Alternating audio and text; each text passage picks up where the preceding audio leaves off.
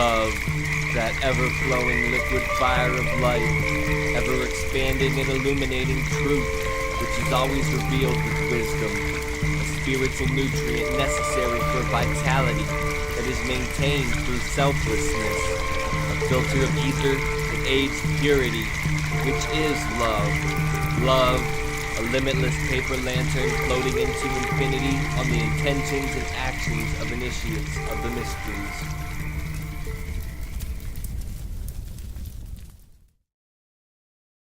Welcome, fellow Phoenixes, to the Spiritual Phoenix Podcast, where we make a daily offering to the divine by putting our past on the pyre, searching the smoke for spirituality, turning the ashes into art, adapting isolation into connection, and manifesting mental wellness. I'm your host, Ross Cessna, and together we are the Spiritual Phoenix. The intent of this show isn't to tell you what to think, but to get you to think, and originally articulate yourself in a way that is uplifting. We are the artists of our lives, and today is a blank canvas. Let's collectively create a better tomorrow. Right now, I'd like to take a moment and focus on what we're grateful for today.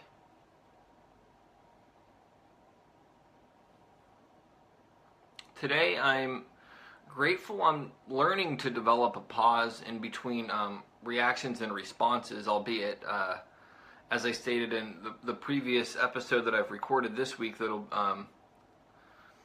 previous solo episode I've done about an instance with my friend, I didn't apply that pause in that situation. But it is something that I have developed and applied in many other situations, and it's been incredibly beneficial for me. So with that, I'd like to get into a couple quotes, and the first one is, meditation is a practice of detaching and then stopping ourselves from thinking. Our thoughts are interruptions in the flow of awareness. Consciousness, in its highest aspect, is perfect and formless. And that was said by Frederick Lenz. Awareness of others is a beautiful thing. Learning how to support and encourage and stopping long enough to pay attention to someone other than yourself is a truly beautiful quality. There are 1,000 beautiful things we can find out about ourselves. And that was said by India de Beaufort. Beaufort. I don't know, I didn't say it right probably, but whatever. So today's episode is Ddosing ourselves. And if you aren't familiar with the term Ddosing, it's relative to computers, and I'll explain what it means and then get into how that applies to me and how that applies to you potentially if you find value in applying it to your life. And it's a distributed denial of service, the intentional paralyzing of a computer network by flooding it with data sent simultaneously from many individual computers.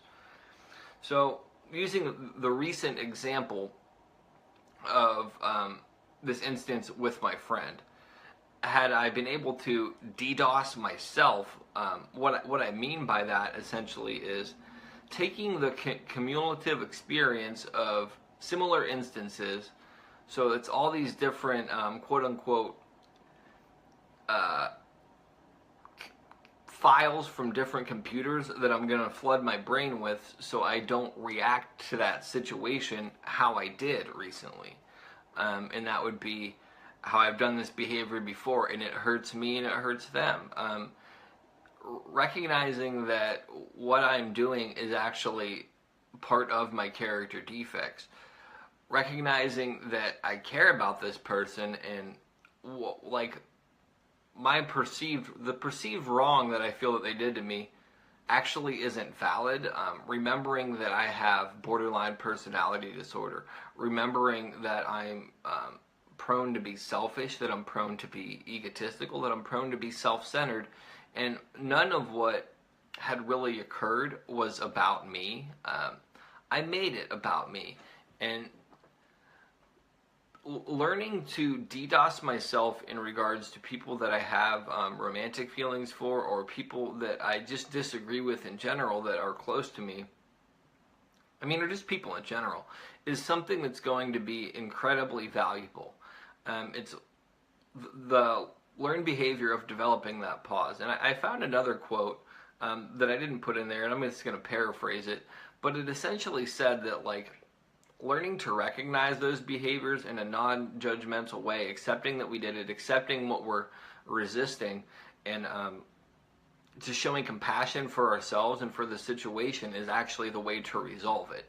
And in so many ways, I've been DDoSing myself in a negative way from actually moving forward. And let me get this out there too. DDoSing is typically viewed as a negative thing within the computer world. It's not something that people want to happen.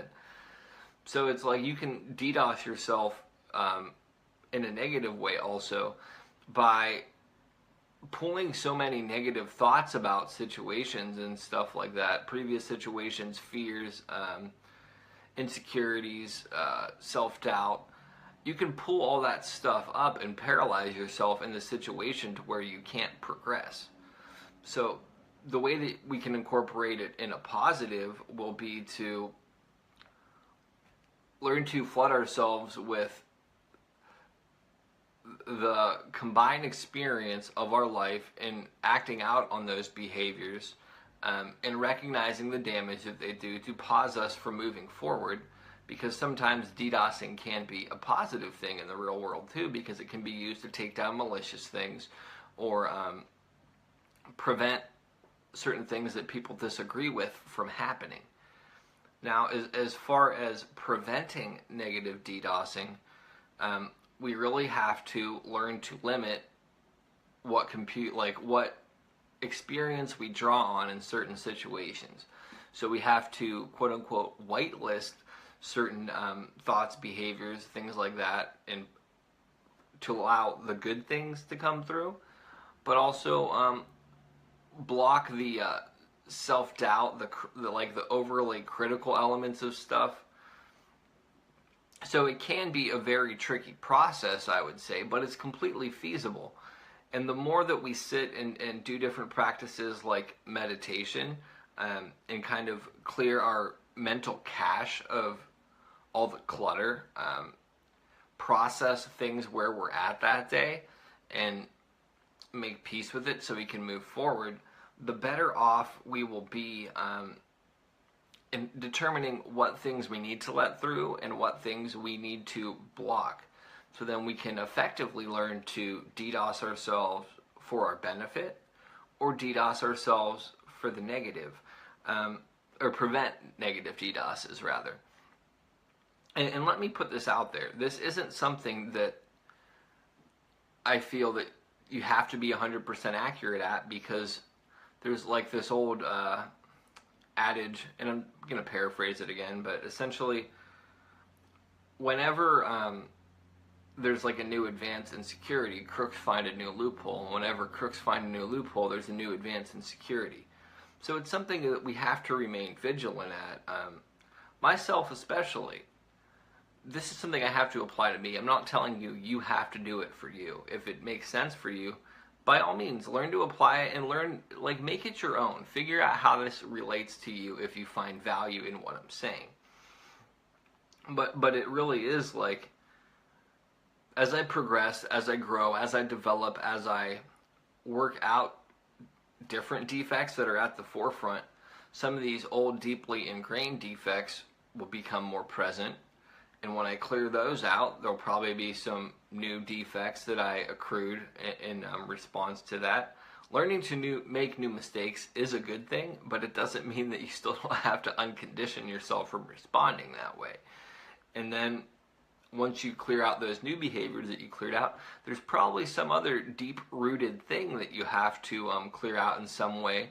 And it might not be as prevalent as it was before, but it might have fragmented into other individual behaviors or actions that when you trace it back to the root of everything, you can see, oh, this is relative to this ingrained behavior. This is relative to this old behavior. I think I've really kind of made it clear what DDoSing is in regards to ourselves.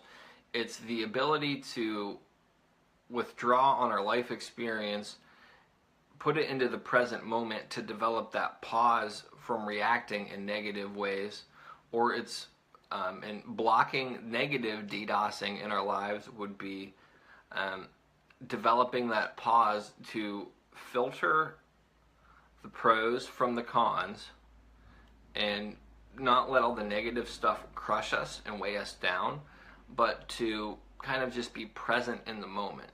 So, I mean, sometimes we even have to flood ourselves with positive thoughts when we're just paralyzed in general. So we can DDoS ourselves in that way as well, where we're really nervous about a situation. It's going to be fine. It'll be okay. I've done this. I've done that. I've overcome this. I've overcome that. To where it's just like we don't have time to think about it. We just are present with it. I know that that's tricky as hell, because it's learning to stop behaviors that we want and develop the pause, and sometimes we need to remove the pause and move forward with stuff. I hope that I've articulated that in a clearly understandable way for other people. If it doesn't make sense, maybe it's not supposed to make sense to you, or maybe it's something you may need to listen to, a second time. If you have a topic you want to hear discussed, or something you want me to read or play on air, or a 1 minute or less poem you'd like me to put on the sister podcast, the Phoenix Poetry Podcast, you can call the Phoenix voicemail line at 480-535-2561. You can follow me on social media at Spiritual Phoenix. I offer free daily tarot readings at Spiritual Phoenix Tarot. You can find the Phoenix Poetry Podcast at Phoenix Poetry Podcast on Instagram. And you can visit my website at thespiritualphoenix.com. You can start checking out merchandise. I'm going to start putting up jewelry, other things like that within the near future. I'm finally starting to price that stuff out, so it actually might even be up there before this episode airs. With that, I love, respect, and appreciate all of you. Love and light. I'm going to put this episode on the pyre. Peace. Don't believe. Don't follow. Do not consume. Do not watch. Largely what I'm talking about here is reclaiming experience. This is what's been taken from us. It's a self-advancing, self-expanding, self-defining process, and it takes no prisoners. The real world isn't a spiritual world, it isn't a material world, it isn't an empty world, it isn't a solid world. It's simply